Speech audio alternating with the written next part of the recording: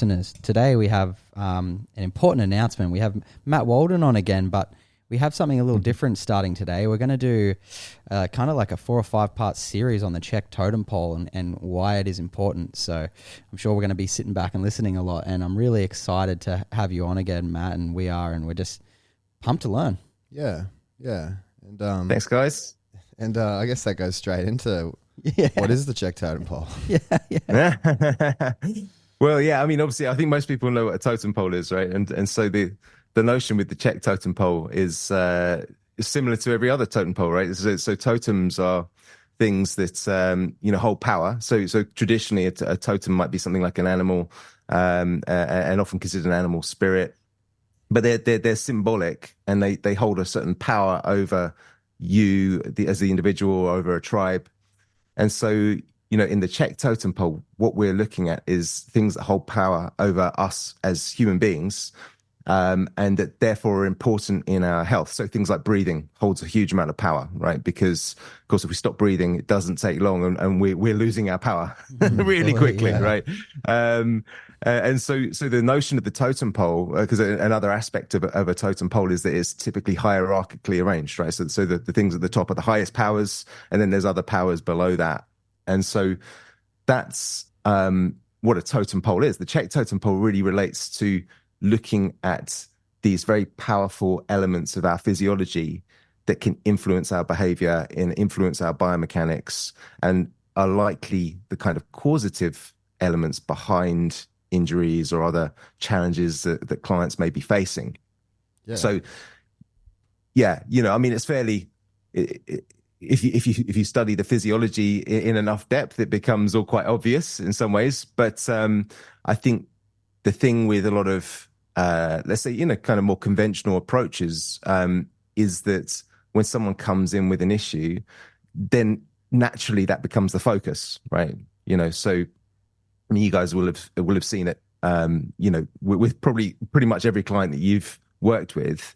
That when they come in to see you, let's say they've got knee pain or something, you start looking at their eyes or their neck or their shoulder, they're going to really question what's going on here. So we do naturally migrate to the area where the symptoms are when we work with a client.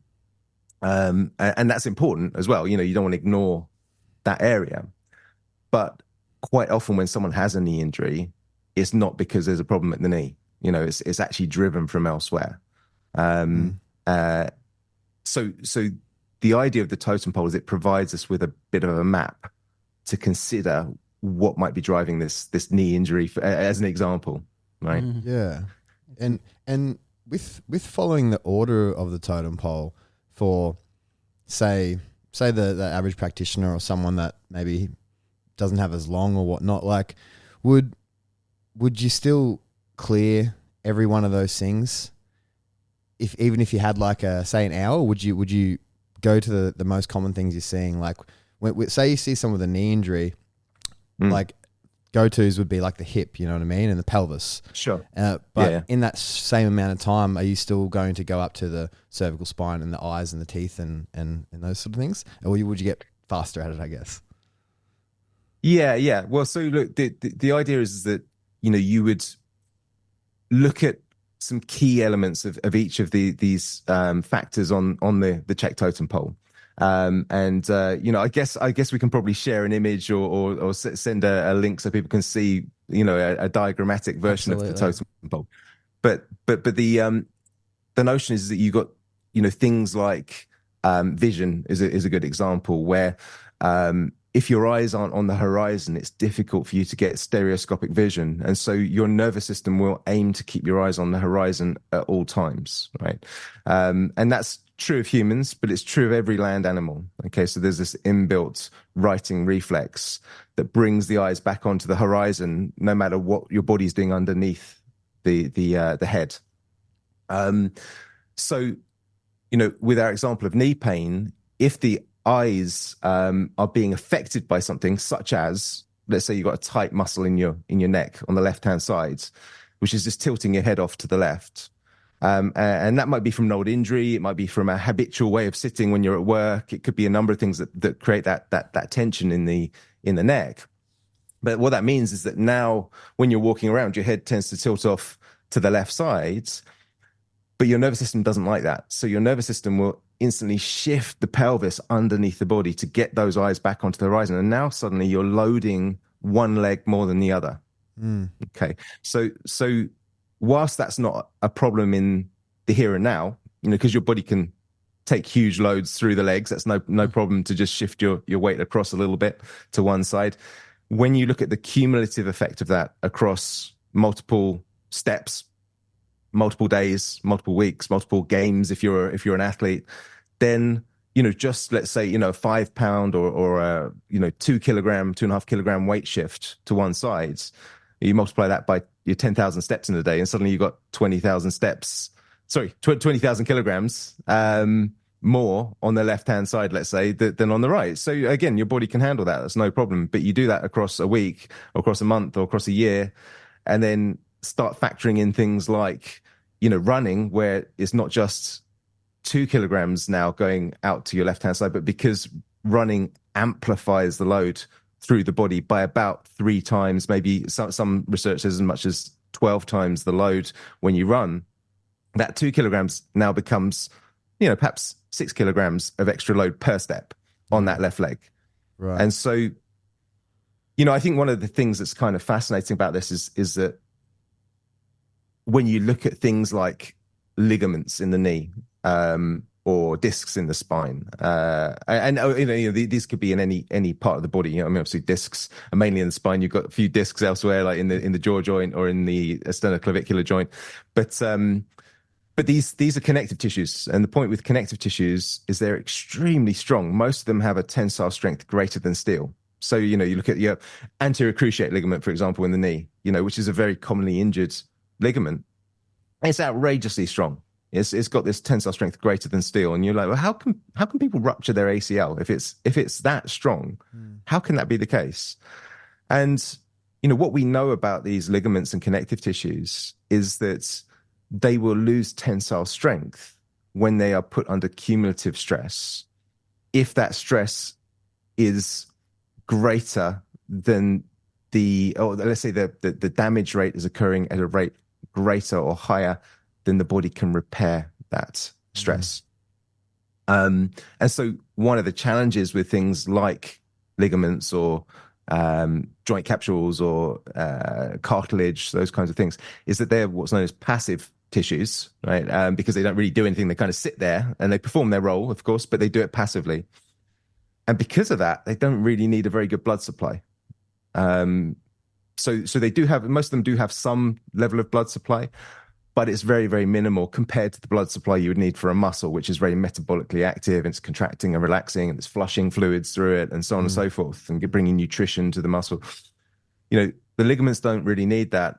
And so what ends up happening is, if you get micro trauma to, let's say, again, we gave this example of the knee, your left knee, well, that means that, if that micro trauma is repetitive, you're not going to be able to heal that. Okay, because it takes months and months and months for connective tissues to heal. Now, obviously, it does depend on the level of the trauma. It does depend on the nutrition of the individual and how well they're recovering, and their hydration status and their sleep depth and quality and quantity and so on. So there's many factors that will contribute to the ability to recover from connective tissue stress. But, back to this sort of fact that connective tissues have a tensile strength greater than steel. You would then say, well, how do you rupture an ACL? And it's because this cumulative stress creates, across time, decreased tensile strength. And that decreased tensile strength means that ultimately that ACL gets weaker and weaker and weaker across months and years. And then suddenly, 3, 4, 5 seasons down the line of perhaps running with too much load going through one leg, suddenly, kaboom, you get caught by an awkward tackle, or your foot lands awkwardly in a slight pothole, and now the stress goes into the ACL and it ruptures. So then, of course, the mainstream medical approach is like, oh, you've got an ACL tear, so let's go in and fix up the ACL, or let's give you exercises to strengthen the ACL. But no one's really looked to see, well, why did that ACL get injured? What was it that drove that? What's the causative pathway? I think what's really cool, and an example from a couple of weeks ago I had of even that totem pole model, and even just knowing to look at nutrition and things like that, was had a girl come in and she did an ACL and MCL, and they were both avulsion fractures. And I was like, no, wow. I was like, how'd they both be? You know what I mean? Like, they're pretty rare that I've seen anyway. And then she said she was vegan for, I can't remember how many years, maybe like maybe 9 years or something, and that her bone density was completely like, she had the bone density of an 80-year-old. So from that point, she was only, you know, she's only like 25 or something, right? And in that point, the bone doesn't become the fixed part anymore. You know what I mean? Like the ligaments pulling on the bone and ripping it off, and it's like, but she could go see, I know she could go see probably 30 people that are looking at the ligament injury, and just, it wouldn't even cross their mind like, oh, that's unlucky, you know. Now let's do the basic ACL. Let's do the basic ACL protocol. Yeah, I think that's a amazing way to look at the totem pole, like nutrition, and then also the very, very top of the totem pole being like your sleep-wake cycles and your psyche. And I feel like it's so easy to get lost as a practitioner if you don't have something like, that's why I really do trust in the totem pole and going, okay, well, what's above that? What's above that? And if you clear that, I don't know, it's very like, I just find it amazing. When I was at IMS4, I found it so amazing. I was like, how the fuck did Paul come up with this? Yeah. Well, I mean, that's a good question. And I have the same question too. You know, just a bit of that story. One of Paul's strategies, so obviously we talk about Paul Chek. Yeah. One of his strategies back in the 90s. So his history was, he was obviously in the army, US military, went into the boxing team, you know, because he's very competent, very, very good boxer. And also actually at the same time was in the triathlon team. And so, you know, that's quite exceptional to be in both teams at once. And because the army couldn't really understand how he could be doing that, how could he be at that level in two different sports with quite different energy demands, you know, and different training regimes. What they recognized, he was doing something different, you know, and he was doing something that really worked. And so ultimately that led to him becoming the army boxing team trainer. And then Paul himself found that he enjoyed the training and, you know, sort of developing programs and developing strategies to help people to recover from injuries or to optimize performance.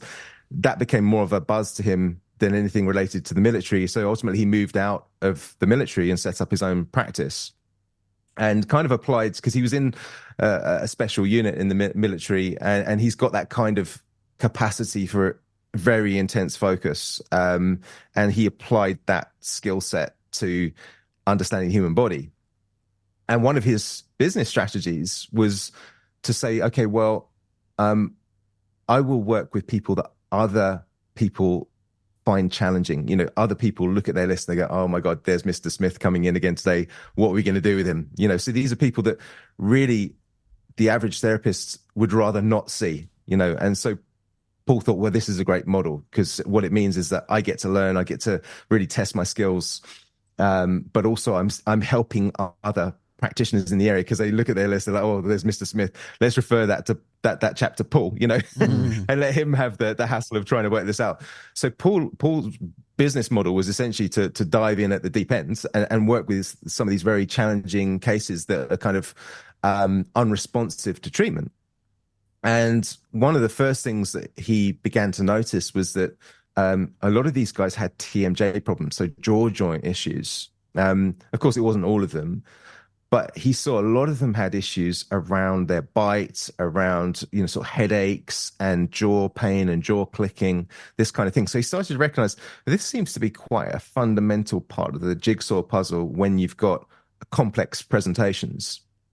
And then in studying things like Weston A. Price's research, which shows, because Weston A. Price, of course, was a dentist, and what he showed was that, in a nutshell, if you're not eating well, or your parents weren't eating well, then you tend to get decreased development of the midface, which, just to break that down, the midface is essentially your upper jaw, okay, and your nose. Okay, so the lower face is your mandible or the lower jaw that actually moves up and down. Mid face is essentially your upper teeth through to your nose, just below your eyes, and then and including the eyes, and then above that you've got the forehead, which is the upper face. So what you tend to find is that when people are malnourished, or their parents are malnourished, and animals as well. So Pottinger found this with his cats. It seems to be the midface for some reason that takes the brunt of that, and it starts to shrink. And what that means is that then that tends to mean the teeth don't fit together well, and because of that, you end up with TMJ dysfunction or jaw joint dysfunction. But the TMJ happens to be fed by a nerve, which is the trigeminal nerve, and that trigeminal nerve is essentially the entire sort of face area is fed by this trigeminal nerve, as well as the jaw joint itself. And because of our evolution from fish, the front of the body is essentially the bit that's moving through the water. So you imagine the face at the front. Of course, our face is at the top of our body, but in a fish, it's kind of going straight ahead. Sorry, I'm just going to turn off my... True.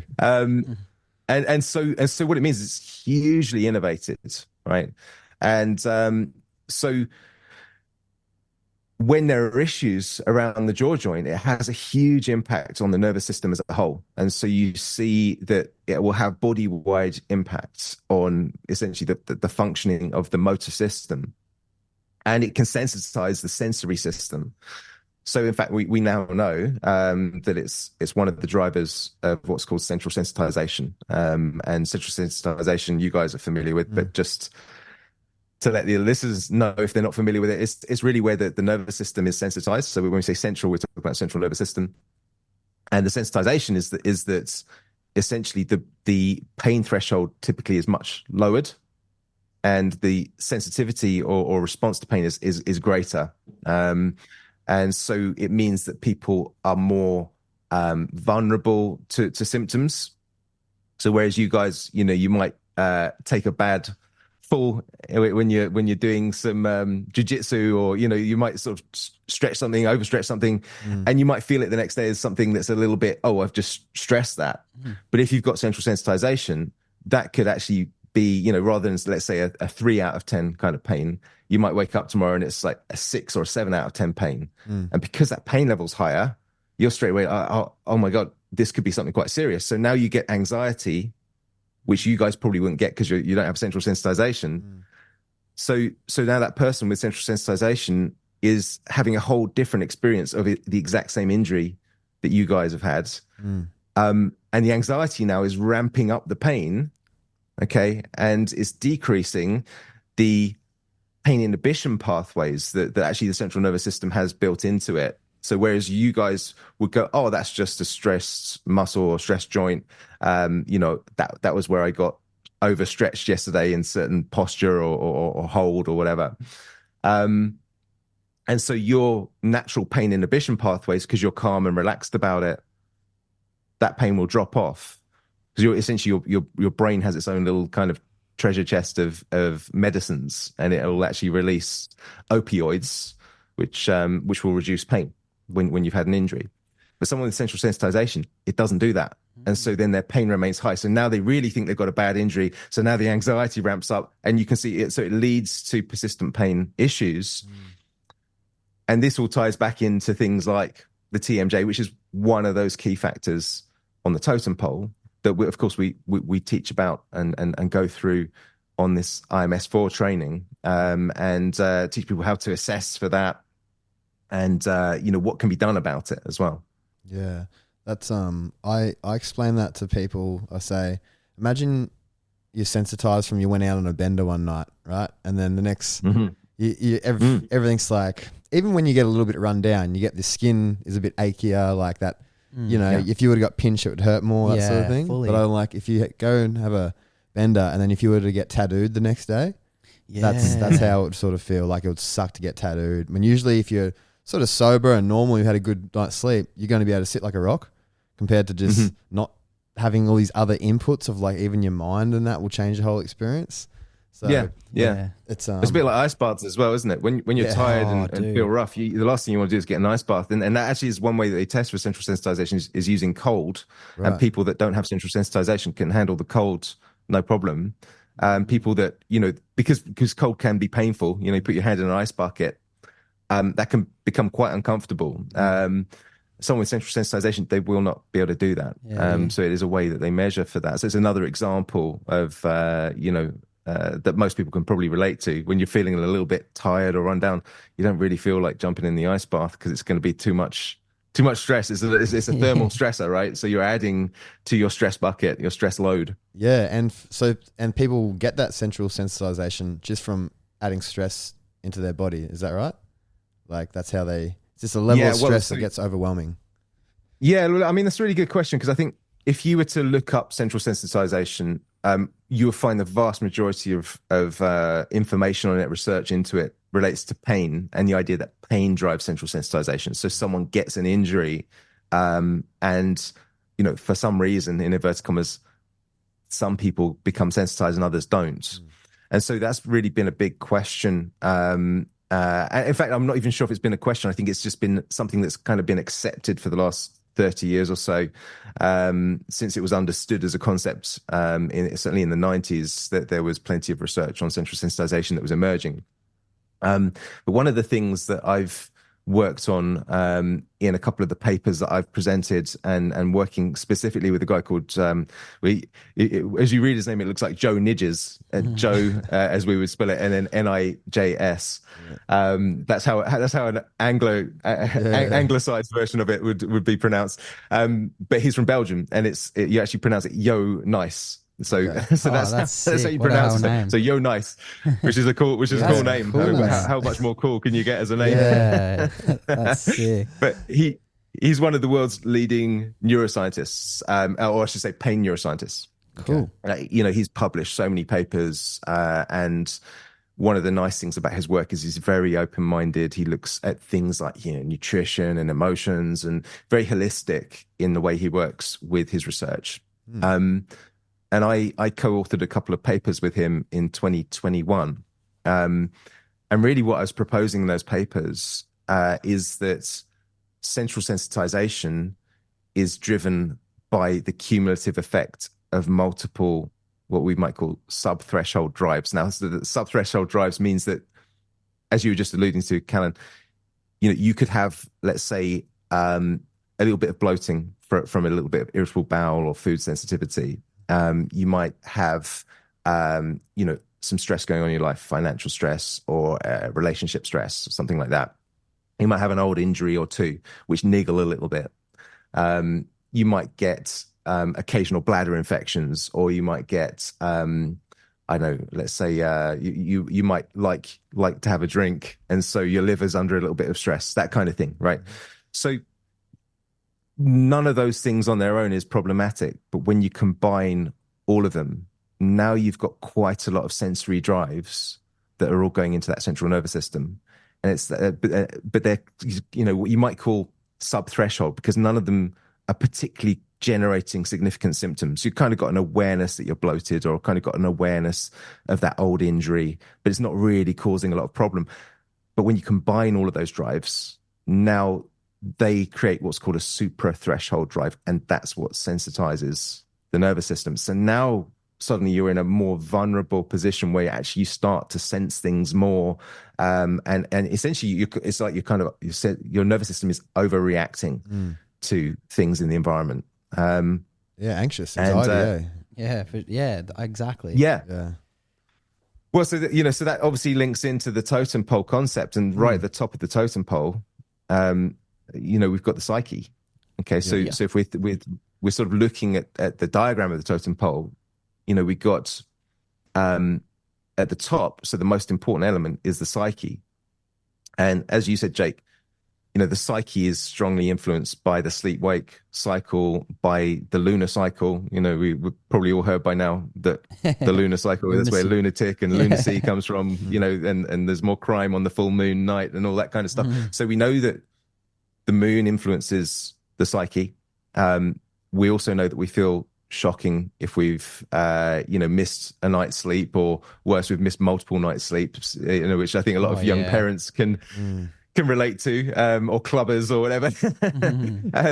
But when our sleep's out, then that really affects our psyche as well, our ability to concentrate, our ability to, remain stable in our mood. Well, and all the I've known a few people that have sort of gone schizophrenic or things like that in their life, and that was the thing they all had in common before it happened was sleep. Oh, yeah. It always starts with lack of sleep, and then they flip it. You know? Yeah, even the Diary of a CEO thing we went to the other night. We got back at 1:30 and I slept until 7:30, man. And I woke up and went and had a coffee, and I was like, man, I feel like I was out partying all night. Like I was like, 'cause I never miss my sleep, and it's just like, wow, man. Like imagine you did that for years, you know? Yeah, imagine, and just not being aware of that. And not being aware of that would be Crazy. so huge on the psyche. It's crazy. Wonder how your whole life's just not frothing. Sleep's the number one thing, don't you reckon? It's like, it's huge. Well, and I think one of the interesting things about sleep is it's such a recent change for us in terms of, it's only been just over 100 years since we weren't really sleeping in our normal sleep-wake cycles. And so it's almost no time, physiologically speaking, to adapt to that. That's what, 2-3 generations, maybe 4 generations. And so for tens of thousands of generations prior to that, in hominid terms, but also, in animal terms, and even right the way back to plants are integrated into this sleep-wake cycle of the planet, the circadian rhythm. So every living organism is tuned into that. Now, some organisms have adapted to become nocturnal, but they still have this circadian rhythm, so they will wake up at night. But the majority of organisms wake up with the light and sleep with the dark, of course. And yeah, like I say, it's only really since I think 1906, if I remember, that we started to get things like electric light bulbs and national grids and those kinds of things. Wow, so that's cool to think about. Of course, there were things that influenced us prior to that. There were oil lamps and candles and fires and all that kind of stuff, which all do have an effect. But yeah, it's a huge shift, and the blue light thing, which again is very sort of popular awareness in our kind of health field. That has a huge impact on things like melatonin production and recovery and repair and mood. Very strong links with depression if you're overexposed to blue light, which of course is what you get from your screens. So have you looked into? Sorry to segue, but have you looked into? Is there any blue light in a fire? Like a fire burning? I think there is some. I think any light is problematic at night in terms of there's research showing that even just shining a little pen light on the back of someone's leg will spike their cortisol. And these are sort of studies done in sleep labs where they can measure things like cortisol level in real time, and they've got you laying down in a little darkened room, and one of the lab technicians will creep in when you're fast asleep and shine a little pen light on your leg, and next thing is your cortisol's gone up, right? And so it's a great example of how the light dark cycle of the planet really influences our primary hormonal system, which is our cortisol rhythm. So cortisol is really the master hormone. And then beyond that, of course, that has a knock-on effect to multiple other hormones such as insulin and glucagon and adrenaline and so on. So yeah, I think fire. One of the theories around human menstruation being monthly is that we knocked out our seasonal awareness by using fire somewhere around 400,000, 500,000 years ago. So now suddenly our body was a bit more confused as to what season we were in, because we were getting light into the evenings every day, more or less. So instead of tuning itself to the seasons like pretty much every other animal on the planet, we started to tune ourselves, or the females of the species started to tune themselves to the moon cycle. So they ended up with a menstrual cycle, which of course is another name for moon. So I think clearly even firelight has quite a profound effect on our physiology. Wow. Yeah. And that's all just in the psyche and respecting the light. That's so cool, man. Because I've always wondered about he never missed it, did he? Because it's in the psyche of the moonlight. I know. Because you think about those foundations and like how light and dark's like such a good, that's necessary, and it's but it's in there. It's tucked away. Yeah. My favorite part absolutely. of the whole of level 4 with you, Matt, was the psyche. I didn't really I didn't really think about. I knew we were doing the totem pole, but I didn't really think that we're going to do a day or two on the psyche. And Nice, yeah. fuck, I was just like, wow, this is just mind blowing. Like, Yeah, it's just incredible. well, literally. Yeah, exactly. Yeah. Yeah, there's so much to think about. God. Do you have, if we were to like at least dart through them and overview the totem pole before going into them in deeper on further episodes, do you have like in your head any stories where certain parts of the totem pole pop up for you? Like oh, that was it, that was it, you know, like that was it. Starting from either the psyche or breathing or whatever.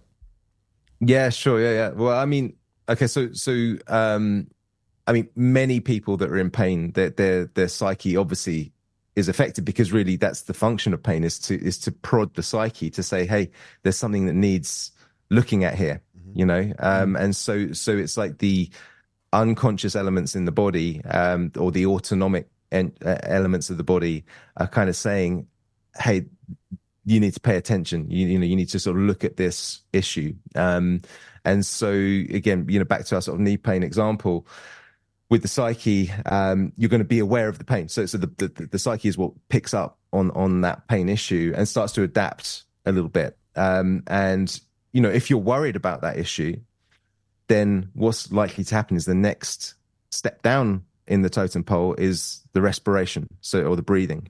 Okay, so you've got psyche at the top, then you've got respiration. And so any kind of anxiety or angst or concern or fear will increase your breathing rate. Okay, and it might make it more shallow as well, but typically people breathe at, again, these figures are a bit variable, but it's somewhere between 12 and 16 breaths per minute is kind of average. So one of the things I look at with my clients is, you know, what's their breathing rate? And this is one of the things we teach, how to do this kind of surreptitiously or subtly in the Chek system. And so, you know, when someone comes in with a breathing rate of, say, 20 or 21, 22, you know that they've got what would be termed a breathing pattern disorder. So they're breathing too quickly. And that has a knock-on effect physiologically. So it makes them more prone to things like tender points and trigger points. It makes them more prone to things like bloating and irritation in the gut, and things like palpitations, tingling in the hands and the feet. So there's loads of actually, you know, some of the quite concerning symptoms that can arise just from anxiety driving a breathing pattern disorder.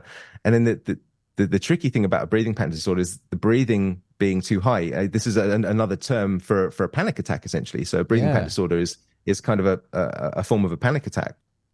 And when you breathe higher like that, then your anxiety goes up. So now you kind of can get caught in a loop where the anxiety is being driven by the psyche, which of course, you know, is stimulated initially by that knee pain. But because you're worried about the knee, or it's going to affect, you know, an upcoming competition or whatever it is, or you think it might be a really bad injury, then anxiety goes up, breathing rate goes up. Now the anxiety stays high, and this starts to trigger this whole central sensitization process. So that's a very sort of classic example of those top two levels of the totem pole. What comes below that is the TMJ. So that's the next one down. And so it's jaw joint. And the reason the jaw joint is so important for survival is that it's completely tied in with eating, of course, and with nutrition and the ability to get sustenance on board. So when there's a compromise to the jaw joint, you will compensate below to do whatever you can to maintain jaw function. And I think this is one of the important things we haven't really discussed yet, is that it's this idea that you will sacrifice function in the body below in order to optimize or spare the function of higher factors in the totem pole. So, you know, if we find that by tilting our head out to one side, it takes pressure off one side of the jaw, alters the biomechanics of the jaw so we get a better bite, then we're going to do that to optimize our ability to eat and to get nutrition. And we will compromise our neck, or we'll compromise things lower down in the body in order to maintain the bite or maintain optimal respiration. Yeah, does that make sense? Yeah, that does. It's and yeah, practically that makes like sense. You can like visualize it, and then you start to think, okay, why is the head going that way? What muscles connect there? What could that jaw be doing? Yeah, like Yeah. So yeah, that's pretty cool.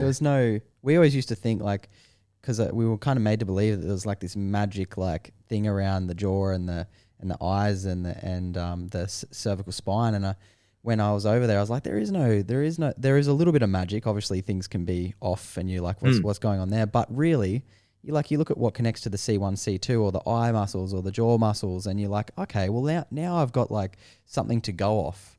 I just thought that was magic. I was like, fuck, now that I know that, I'm like, okay, well, if his jaw's like doing this when he's thing, I'm like, well, then he'd have tight muscles on that one side. Like, we could probably release them, you know? It's very simple, but like made to, if you didn't know it, it wouldn't be, you know? That's it. And I think this kind of ties in with the sort of middle ground concept that the Institute are focusing on these days, because that's really where the Chek approach, I think, has its kind of unique sales point, if you like, its point of difference is that, you know, you've got your therapists that are typically very good with discrete body areas, you know, so you've got a knee injury, you might have someone who really specializes in knees and knows all of the different tests and various rehab exercises for the knee and so on. And then you might have trainers that are excellent at conditioning the thighs. They know how to work, you know, good leg workouts and how they can progress someone from basic stability drills through to, you know, strength endurance and strength hypertrophy and into power and agility and all kinds of cool stuff, you know, plyometrics. But there's this kind of middle ground area between those two where it's like, well, okay, what do we do if there's pain in the knee, but it's not driven by something at the knee or around the knee? You know, what you know, where can we go to with that? And this is where that totem pole concept and this middle ground sort of spanning between the two. So you want to know how to condition it, and to condition it at the right level for that individual. Equally, you want to know what's going on in the knee, and so sometimes you might need a knee specialist to have a look at that, or you might need some technical investigations. But in that middle ground, you want to know, well, what is actually driving that, and what can we do? So, you know, a good example with the knee is very frequently the core function isn't optimized. And so, like Callum, with the example you were giving earlier of the lady with the bilateral knee issue, so but both knees were a problem. When you get issues on both sides, that's a strong indicator you should look above, right? Because it's probably related to a descending pronation pattern, right? So in other words, when the pelvis tilts forwards, it rolls both knees into medial rotation, which puts stress onto the medial meniscus, onto the medial collateral, and onto those ACLs. So it's very likely it's a centralized issue above when you're getting bilateral injuries. So injuries on both sides in the legs. So that's a strong indicator that it's probably not a local issue. It's probably something that's being driven from something higher up. And so that's where the totem pole model jumps in, and has all that sort of value.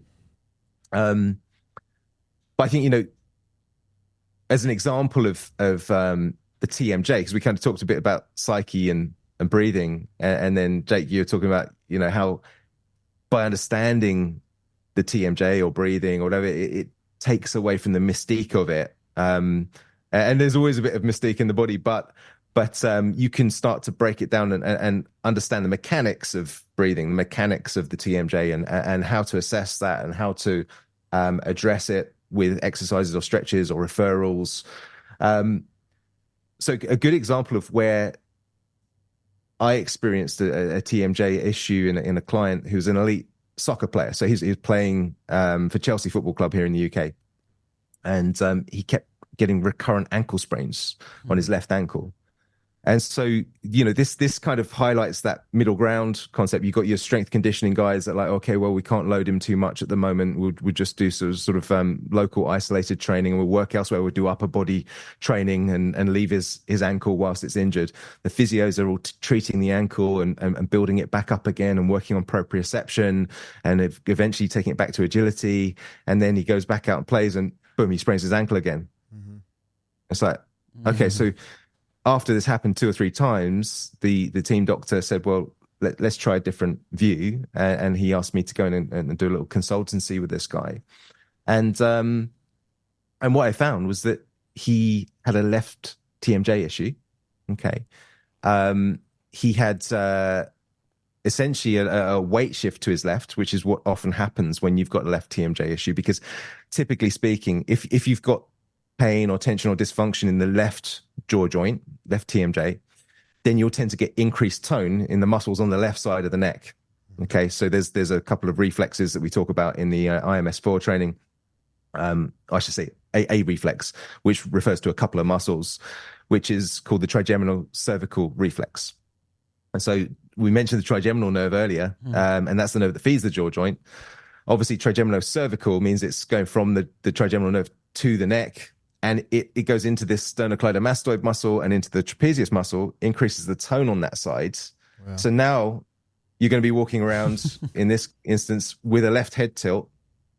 But because we know that the nervous system won't allow the eyes to be off the horizon for very long, particularly, you know, if you're running around and trying to play a sport, what you'll then do is you'll shift your pelvis underneath you to get the eyes back on the horizon. Now your center of gravity has moved to the left. So rather than it being perfectly balanced over your 2 feet, it's moved across to the left. So now your center of gravity is more over the left foot, or even sometimes outside the left foot. So what's going to happen? What's the injury you're most likely to get? Yeah, you're going to keep spraining your ankle, right? Yeah.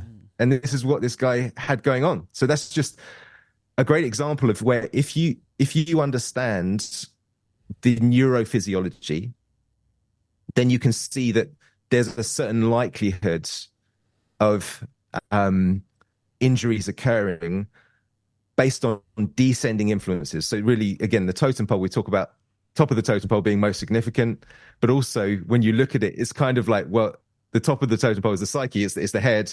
Then you've got respiration, which you could say, well, that's chest, but really it's the most important thing about respiration is, can you use your nose? And are you using your nose? Sure. Okay, then you've got TMJ, which is that next thing down. Okay, and you've got a vision and vestibular, so all in this kind of facial area. Then you've got the atlas. So you see you're gradually moving down the body. And so if there are issues up the top, this is kind of like your control center, this head and neck area, and your special sensory platform. And if that's out, then it will affect the body in a descending way. So in this instance with this footballer, he had a descending driver of his ankle sprain. But the way we've tended to look at things like, you know, posture and foot function and this kind of thing is in an ascending way. We tend to look at it almost like the feet at the foundations, like we're building a building. Yeah. And then, you know, they have, as long as they're straight, then the legs will be straight. And if the legs are straight, then the pelvis will be straight. And we look at it like building a skyscraper, which is viable. And so it's important to understand that has value, mechanically speaking. But neurologically speaking, it's the other way around. Yeah, okay. Fuck, that's cool. You know, yeah. For that same example, say you got someone with the head tilt, but they didn't right themselves, so the head stays tilted. Are you then? Is your alarm bells going off to check the visual system? Yeah. So, well, when they're not correcting themselves, that does suggest something more going on with the brain, like a brain injury of some sort. Yeah. And this happens, actually, it's a really good question because it's a really common issue after head trauma or whiplash. Right. And it's something called a mild traumatic brain injury. And so the reason it's called mild traumatic brain injury is because there's no blood involved, right? There's no bleeding on the brain. There's no open head trauma. It's just they've had a smack to the head, you know, been concussed, or they don't even need to have a head trauma. It could be a whiplash. And so this happens in sports the whole time. Obviously, it happens in car accidents, that kind of thing, or just in accidents in general, people falling off bikes, off horses, downstairs, all those kinds of things. You'll often get a bit of a whiplash, a bit of a head bump, you know. And this mild traumatic brain injury that occurs as a result tends to impact most commonly the vision. But because vision is so tied in with balance and with the vestibular system and your awareness of where you are in space, then it really impacts on coordination. And so it can mean that, yes, sometimes people can walk around with their head not on the horizon. It's pretty unusual because it's a very deeply wired reflex to get those eyes back on the horizon or get the jaw back on the horizon, because that's all about being able to balance effectively, to judge distance effectively, to bite effectively.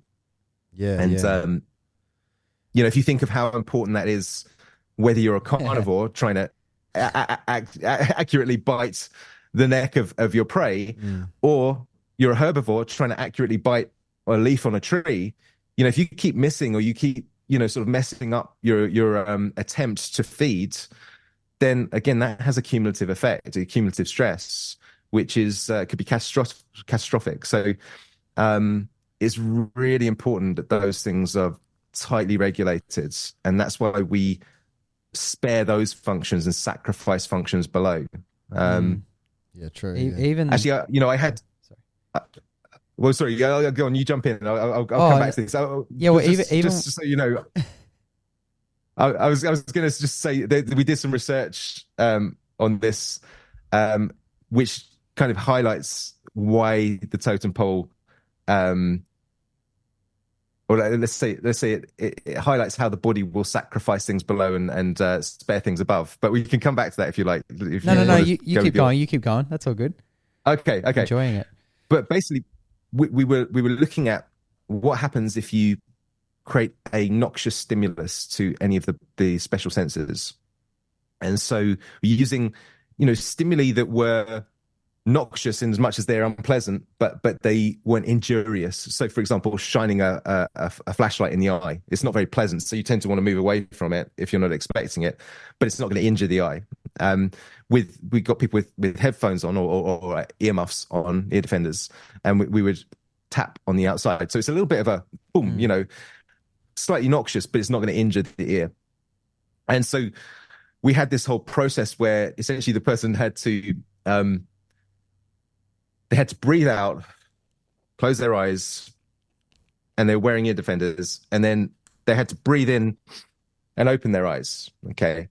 And as they open their eyes, we would either shine a flashlight in their eye, or we would tap their ear, or we would put smelling salts under their nose. So as they breathe in, they get this hit from the smelling salts, right? So we were testing how their muscles responded to special sensory stimulation or to noxious stimuli. The idea being that your body will spare your special senses and potentially compromise other parts of the body to retain function of the special senses, which is really what the totem model is about. Okay. And essentially what we found, so this was right around the time that there was this research into the transversus abdominis and how the transversus abdominis, the deep, core muscle, stability muscle that acts like a corset, how that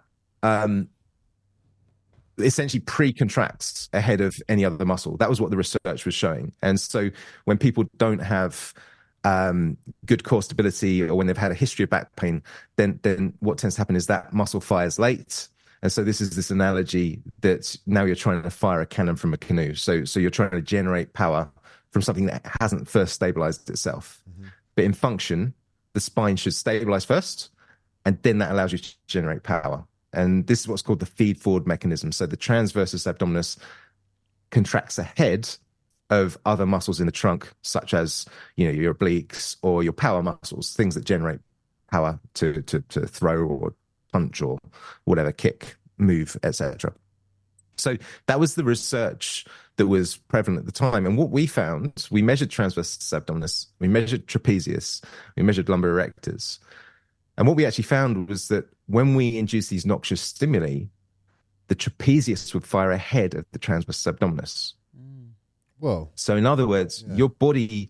So one of the things with the transversus abdominis is that it stabilizes the low back, therefore protecting the discs in the low back, protecting the joints in the low back, etc.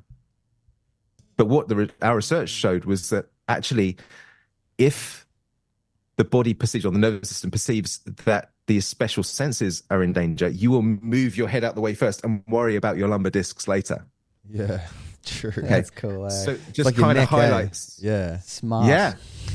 Fuck. It highlights the way the body spares these special sensory areas and compromises areas below, or sacrifices them, you could say.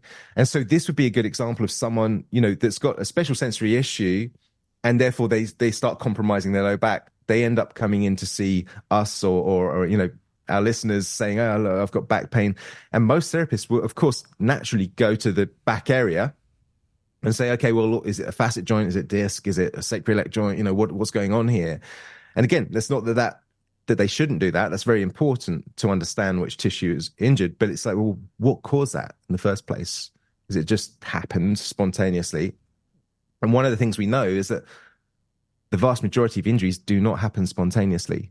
In fact, 85% of injuries, or I should say 85% of people that turn up to the orthopedic surgeon's office, so these are quite serious injuries, those people do not know what caused their symptoms. The symptoms have just come on across time, which suggests it's a cumulative trauma effect. And those are the guys that go to orthopedic surgeons. So people that are coming to us as Chek professionals, or to osteos, chiros, physios, or to trainers, when they've got pain, most of those are not your acute road traffic accidents or people that have just fractured their leg or ruptured their ACL. So actually our percentage is going to be higher than 85%. It's probably like 90, 95%, maybe even more of the clients that we see that have pain. They're not going to really truly know what caused it. Or it's going to be something innocuous, like they're tying their shoelace and their back went. It's like, well, that's not going to rupture a disc, tying your shoelace. But if you've been moving with dysfunctional movement patterns or excessive load through one side or compromising in some way across 5, 6, 7, 8, 9, 10 years, then you tie your shoelace. That could be the straw that breaks the camel's back. Yeah. Right? Yeah. So It's it makes you think, like, we're trying to find cause. when you think of a cumulative stress, it's like you can get it because you hear about. I heard Stuart McGill talking about, you talk to the surgeon and it's either the powerlifter or the yoga practitioner that comes in for the hip replacement. So it's the extremes of both ends. It's not generally the people in the middle. Yeah. And it makes you think, is the stress, is the powerlifter stress from load? And is the yoga practitioner's stress, I guess, from maybe laxity and then movement of limbs, which then creates the micro trauma over years and years and years, or is it just the laxity but either way, it's like on those extremes of the scale. It's on the extremes. Hey, it's like I remember you said something about the spine, Matt, about how the discs are actually so strong that the spine will fracture first, and that was a study that you were talking about, IMS4. The monkeys, Yeah, and the coolest thing is that's right. Yeah. That actually happened to my brother. He fractured T9, acute anterior wedge fracture of T9 recently. Wow. And he's like, man, I felt so much force come down. And you look at the x-ray and it's just like wedged off. It looks crazy. Yeah. And it's like no disc, like actually his disc did get compressed, but the spine fractured. So the disc didn't fully herniate and explode. Right. But I thought that was pretty amazing. But one question I had for you is, you said earlier about the knee and if the core's not functioning correctly. One, where is the core related to on the hierarchy of the totem pole? And two, is that because of the firing, the firing of the core being weak and not sending enough signal out to the knees and ankles and everything else below it to stabilize? Or is that because is there something anatomy wise going on there? Yeah, that's a great question. I mean, the answer is it's both, and the reason the core is important. Well, let's answer the part, like, how does it tie into the totem pole? So the core really ties into the totem pole at the visceral level. So I don't think we've actually listed the totem pole out yet, but essentially the totem pole starts with the psyche, it's respiration, then TMJ, then vision, okay, then vestibular and auditory function. So that's your sort of balance centers and hearing. Then the atlas, or the upper complex of the neck, which is highly sensory, especially in us. Humans have the most densely packed spindle cell population in their upper neck muscles of any animal on the planet. Whoa. Which is quite incredible. Is that if you think about it, when you think, exactly. So in those suboccipital muscles, we have more spindle cells, and so spindle cells are all about sensing what position that muscle is in. Is it stretched or is it not stretched? Is it essentially it's registering the movement as the muscle as the muscle is activating or being stressed. So we get significant amounts of information back from the upper neck. And then below that, really, you go into the viscera. And the viscera also contain the emotions, because often we have gut feelings about things, and we hold emotions in our digestive system, the abdominal brain and that kind of concept. Polyvagal theory, there's lots of ways of looking at gut function and how it links in with emotions. But it's the gut that determines how the abdominal wall works, kind of primarily. There are other factors as well, such as, did that person go through infant development effectively, which also tunes the abdominal wall and gets it activating in the right kind of way. But the most common cause for core dysfunction is visceral issues, so organ issues, things like irritation in the digestive system, premenstrual syndrome, could be things like prostate issues or testicular issues, but really, any organ issue will potentially inhibit what's called the tonic drives to the abdominal muscles. And so really the ability for those muscles to contract early and to provide motor control. So it's not so much power. You can still generate a fair degree of power when you've got visceral issues, assuming they're not too severe, like you had an appendicitis. You're not going to be able to develop much power with the abdomen. But so how that then plays out with the knee is kind of twofold. And this is what you're just, again, alluding to there, Jake, is that if you lose motor control of the pelvis, which is, of course, controlled by those abdominal muscles, it is slightly front-loaded. So in other words, if you had no muscles at all, your pelvis would just drop forwards into an anterior tilt. And that's because the weight of the organs sits slightly anterior to the center of mass or the center of gravity. So it means that the pelvis, under its own load, would tip forwards into what we call an anterior tilt. Okay. Now, when the pelvis goes anterior, it rolls the knees in with it. The knees roll in medially, so you go more knock-kneed. And then that puts more stress onto the medial collateral ligament, the medial meniscus, and the ACL in particular. But there's ways that many different structures in the knees will get compromised or affected by that pattern, which is what we would call a gravity pattern, right? Because it's what gravity is trying to do to us, and we actually use our muscles to stop that from happening. So that's the sort of more mechanical way that things higher in the totem pole, particularly core function, will affect the knees. But there's also the central sensitization element. And so we obviously talked about central sensitization earlier. And that sensitization, what we know about sensitization is that it specifically inhibits the tonic drives. So specifically, and a good example here is pain sensitization. If you have an injury to a facet joint, I think we might have talked about this on the previous podcast, but an injury to a facet joint will create inhibition of the multifidus muscle at that level. Okay. And so that's an example of pain inhibition, but it's not the whole of the multifidus muscle. It's actually mainly the tonic fibers, the deep fibers of multifidus. Okay. So really any muscle can be broken down into two primary components, the tonic fibers and the phasic fibers. So tonic are all about stabilizing, phasic are all about moving. And so what we know is that pain, but also central sensitization, seems to impact more on the tonic system. And that means that you're actually losing fine motor control in anything that is supplied, any muscle that is supplied by a similar level to the level that the organ that is sensitized is supplied by. So if we was to take the colon as an example, an irritable bowel syndrome, well, the distal colon is so the part that's right at the end towards the back passage end, that is controlled by L1 and L2, but it's also controlled by nerves at the sacrum. There's parasympathetic drives from the sacrum. So really what we can see is that the muscles that are fed by L1 and L2, so you're talking about muscles like quadratus lumborum and psoas, adductors, they're going to be most impacted by a colon issue. But so potentially are the hamstrings, because that's more your sacral outflow and your glutes. But we also know that when there's sensitization, that it doesn't just occur at the segments that are being fed into by the organ, but it actually will span up and down the spinal cord by as much as 9 or 10 segments.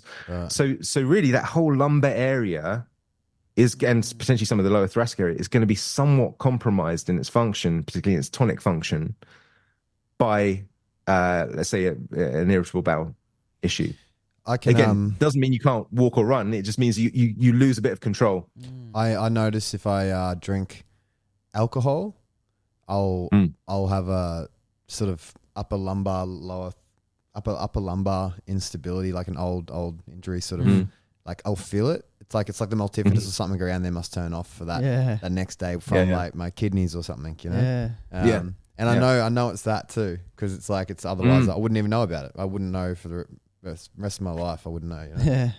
Can't feel it now. Like So there you go. I find if I have anything that irritates my gut, and I say go out for a run or play sports the next day, what I notice is a kind of heaviness, almost like I'm not recoiling off the ground like I would do normally. Like a kind of gravity is a little bit heavier. You know, I kind of feel a little bit more weighed down. And so I think that's just an example. The tonic system's just slightly compromised. So then, you know, essentially what you're doing is you're using your phasic system, your outer unit system, which is more anaerobic, so it produces more lactic acid, so you get a little bit tired quicker. Lactic acid compromises proprioception and your joint position sense, so you're more likely to not perform quite as well. You know, you're more likely potentially to get injured because you're not getting the right feedback from your joints and so on. So these are all reasons why, again, you know, you could be on the conditioning side or you could be on the rehab side, but unless you have that middle ground where you're looking at things like organs, things like nutrition, these higher reflexive factors, you could really miss the underlying driver behind someone's pain condition or their lack of performance. Fuck, it makes so much sense, eh?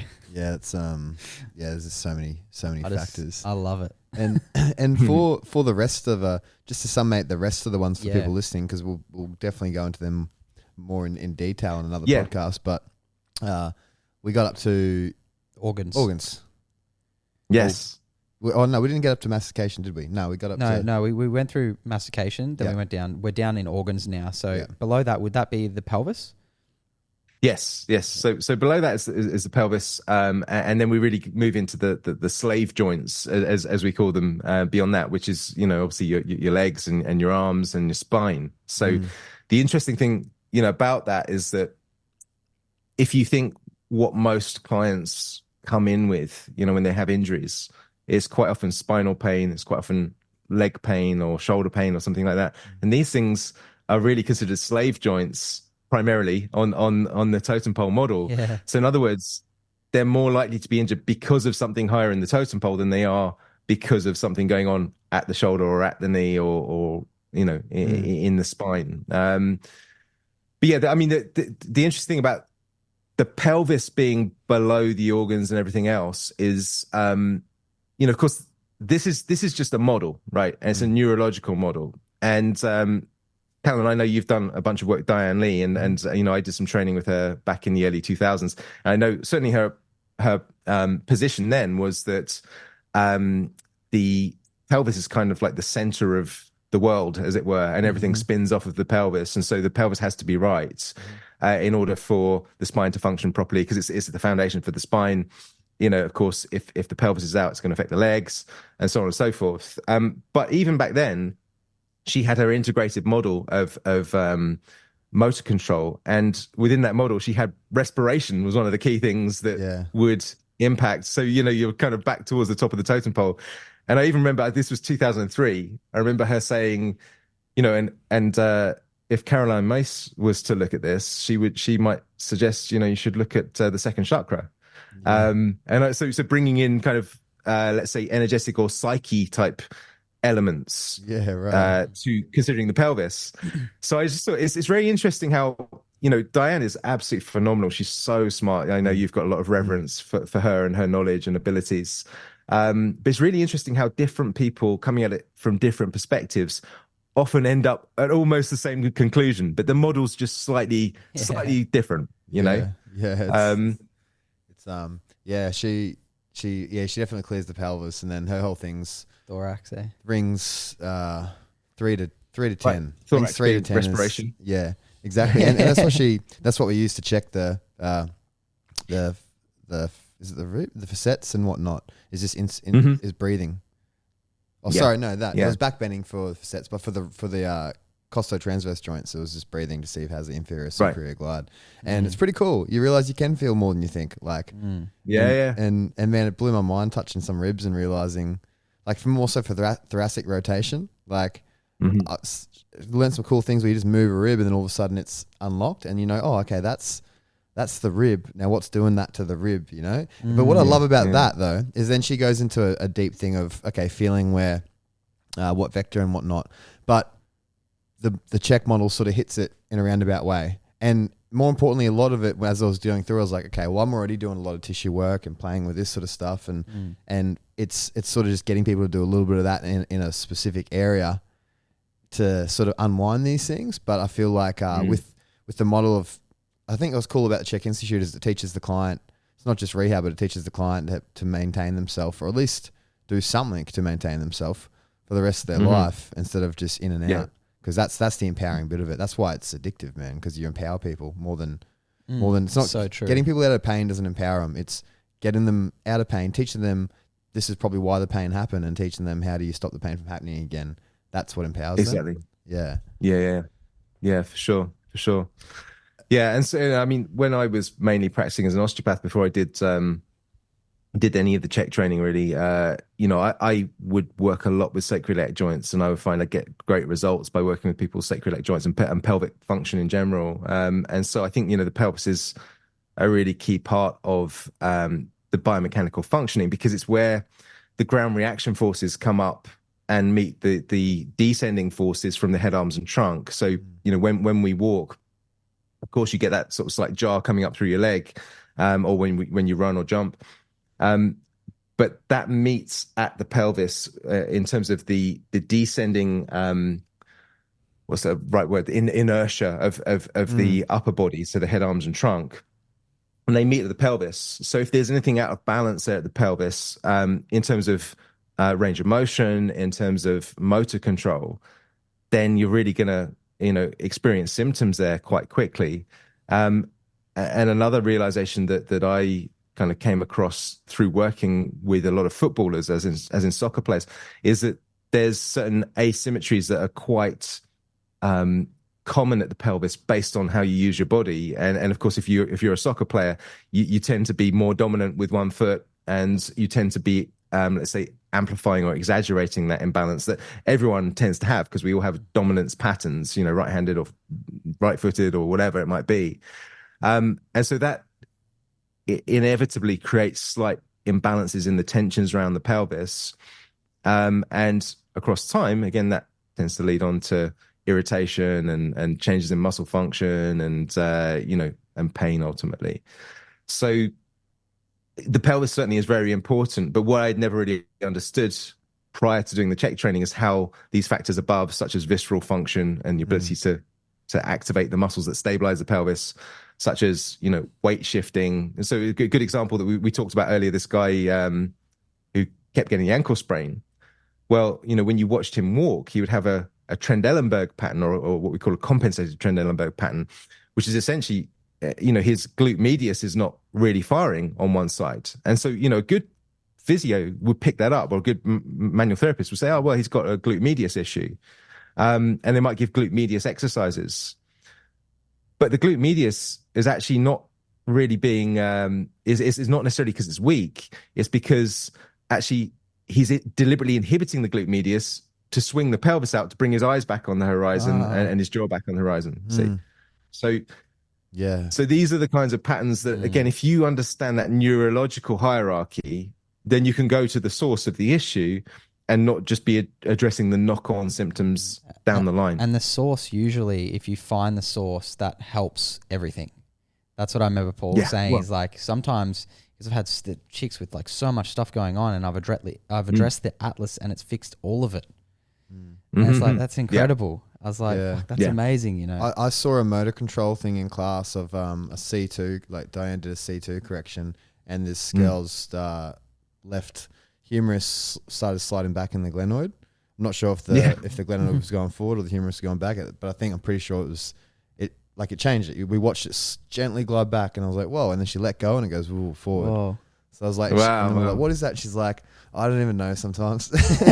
She goes, but just like, it's a motor control thing. Yeah. Like, these little twists. She goes, it's all about taking out these little twists as much as you can, I guess. Yeah. It is amazing. Yeah.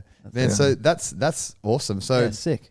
In because we got some Chek courses coming up too. Like, so there's one in, what month is that one? I think there's one here at Corrective Culture, August 11th. It's not fully confirmed yet, but I think they're doing IMS 1 here. Yeah, so if you guys do want to do that, reach out if you're listening. For sure. It's like step one. Yeah, it's step one, and you just got to do HLC as a prereq, pretty much HLC 1 as a prereq, and then you can do IMS 1, I believe. Or is it now you can just do either one?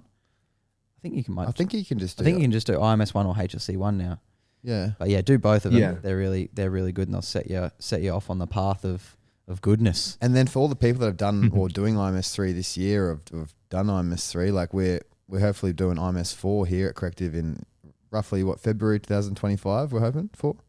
Yes. I think the provisional date is something like the 18th of February. It's around then, sort of mid to late February. At your place. Which would be great. Man, so it'll be such a unique excited experience, and Matt will fly out here. So if you guys are in your Chek journey, like try and catch up to it, so you can jump into that with all of us. And a great opportunity to also, like, if you want to see Matt, you want to actually see Matt, which is a crazy opportunity. He might be taking some clients out of here, so get in quick. But we're also going to do 3 more of these podcasts, so we're going to cover a lot of shit today. We kind of roughly went over the totem pole. I think we're going to go over it more and just really elaborate on what it is. And I guess it'd be cool. What I'd be interested in, and I reckon if someone listening was interested, we're like, all right, well, how do you, rough overview, assess these as you go through? Like when it's time to assess the spine, how are you assessing the spine? You know what I mean? When it's time to assess the slave joint, how are you assessing the slave joint? Yeah, exactly. So it has a little bit of a practical view for people listening, because a lot of people would really take a lot away from that. Yeah. And look, one of the key things I would say that they can take away from today is just look for a weight shift, and you can do that super simply just with the plumb line, right? You know, or if you've got 2 sets of scales, which is what we tend to use in the Chek system, you just get the person to stand on 2 sets of scales, make sure their feet are equally spaced, and you just look to see. Obviously, you don't want them looking down at the scales; they should be looking straight ahead. But you just look to see, are they equally balanced foot to foot, and they should be within 5 pounds or about 2.5 kilograms of each other. If they're within that range, then that's great. Let's say you're 30 kgs on one foot and 35 on the other. that's a problem. But if you're 30 and 32, then that's within acceptable limits, and you can normally see that on a plumb line. So you could get someone, just drop a plumb line from the ceiling, and get someone to stand aligned with the plumb line, ideally initially facing away from the plumb line, so they're not using the plumb line to align themselves. True. And then you just watch how they stand there, leave them for a couple of minutes so that they start to fatigue a little bit and move towards what's natural for them. Because like with everyone, when you assess them, everyone stands up straight and says, okay, you're assessing my posture. And they, sort of try and be on their best behavior for a couple of minutes. But after a couple of minutes, they'll tend to migrate to where they feel comfortable. And often what you'll see is there's a slight shift across to one side relative to the plumb line. And that tells you, okay, well, there's a weight shift to the right. Now, the key thing here is if they're shifting towards the side where they've got an injury. So let's say they've got right ankle issues or right hip issues, and they're shifting towards the right, that's much more likely that the weight shift is causing the hip issue, let's say. If they have a hip issue on the right and they're shifting to the left, it could still be causing the hip issue, but it might be a pain reaction moving away from the pain.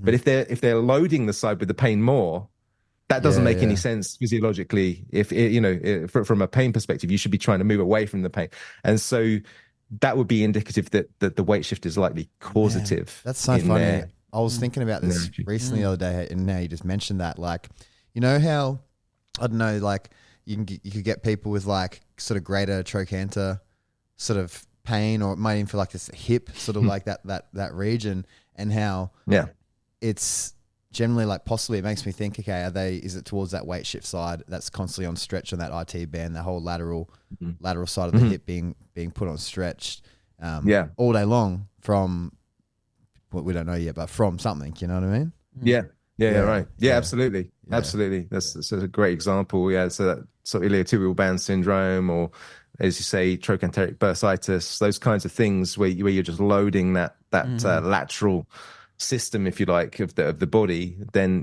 that's often got a higher totem pole driver. What about just one more quickly before we go for the day? Okay. What about if their weight shift is good? Their plumb line is a little shifted, and their march test is going to the same line as the plumb line. So they're shifted off to the right, and he's actually, sorry, he was marching left. Pretty, but then the weight shift was right. What would that really be indicative of? Like, if what comes to mind? Well, what comes to mind is that's a case that needs more in-depth assessment, because normally what that suggests is that there's mixed messages going into the nervous system, right? And so what we want to know is, well, what's driving the messages for him to turn left in his march test, but to be to his right in his weight shift. Yeah, so it's what we would call as someone who is out of pattern. Okay, you know, if someone is in pattern, then everything tends to be going to the same side, and that normally indicates it's more of a mechanical issue that can be addressed normally quite effectively, quite quickly. But when you've got mixed findings, that normally suggests that there's much more neurological input, and there could be emotions associated, and there could be viscerosomatic reflexes, you know, combined with pain reflexes. There could be a whole number of things. So it just means the complexity of the case is greater. And, you know, you wouldn't expect, even if you were to do an atlas correction, let's say, which is one thing that could help to address that situation, you know, that we go into on the IMS-4, you would probably expect that it might last for half an hour or for a few minutes, maybe a day, but then that situation is going to return because you haven't really dealt with the underlying drivers. It's not just a mechanical issue. It's more, there's multiple different factors that are driving that. More findings. And I've got this client tomorrow, and I'm just going to do more assessments. And exactly. That's cool. You know, and often they have high physiological loads, and there's things, if you look on their health appraisal questionnaire, you see, there's various organs on there that could be reflexing to the upper neck or to the neck, and driving this imbalance in findings as well. So of course we go into that in some depth on the IMS-4. But you know, a lot of people know that the heart can refer to the neck. A lot of people know that the liver can refer to the neck. So there's a bunch of different organs that can have an effect on the neck. And therefore, if, you know, let's say the liver is referring to the right shoulder and right trapezius area, which it does, well, that can increase tone in that area. And now your eyes are off the horizon. So then you swing your pelvis and you end up with the weight shift. But then because it's not just a mechanical thing, there's other elements. Maybe you're going to march a different way. You've also got time with the injury history, right? You know, it's like it could be that someone's got a limited range of motion in their right ankle, and that means that they push off sooner, and so they turn left when they do their march tests. Might be nothing to do with their atlas. This is why we really need to screen the whole body, you know? Exactly. Yeah, that's magic. Love it. Beautiful, isn't it? I love it. It's like, God, I'm going to be doing it for the next 50 years. Sure. All right, man. Well, thanks so much. Appreciate it, man. And we've got it booked in again in two more weeks' time, I believe. Yes, exactly. Yeah. And we'll get some people to write in some questions for this one. So if you're listening, you got some good questions, bring it up, and really look forward to it. This is sick. This is like a mentorship for us. We're just like frothing, dude. So just like have it filmed forever. So it's like the best note taking ever, you know? So good. Yeah. So thank you so much for your time, and guys, I hope you enjoyed the podcast. Yeah. Thanks. We'll see you guys in 2 weeks. Appreciate it. Brilliant. Thanks. Bye.